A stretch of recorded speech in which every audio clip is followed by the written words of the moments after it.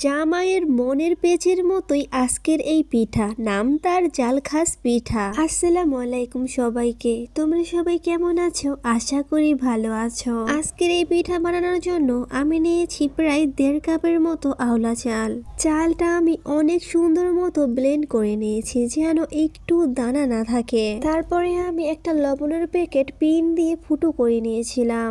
আমার প্রথম পিঠাটা ভালো হয়নি, মোটা হয়ে গিয়েছিল।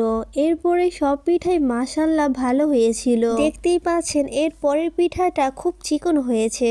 পিঠার মধ্যে যত পেঁচ হবে ততই ভালো হবে, ঠিক জামাইয়ের মনের মতো পেঁচ হবে। এই পিঠাগুলো রোদে খুব ভালো মতো শুকিয়ে নিতে হবে। অনেকের কাছে জালখাস পিঠা বানাতে ঝামেলা মনে হয়, কিন্তু আমার কাছে মনে হয় এটা কোনো ঝামেলাই না। আপনারা যারা জামাইকে বলতে পারেন না তোমার মনের মধ্যে অনেক পেঁচ, তারা এই পিঠার মাধ্যমে বলতে পারেন তোমার মনটা না ঠিক এই পিঠার মতো খুব সুন্দর। সবাই ভালো থাকবেন, আল্লাহ হাফেজ।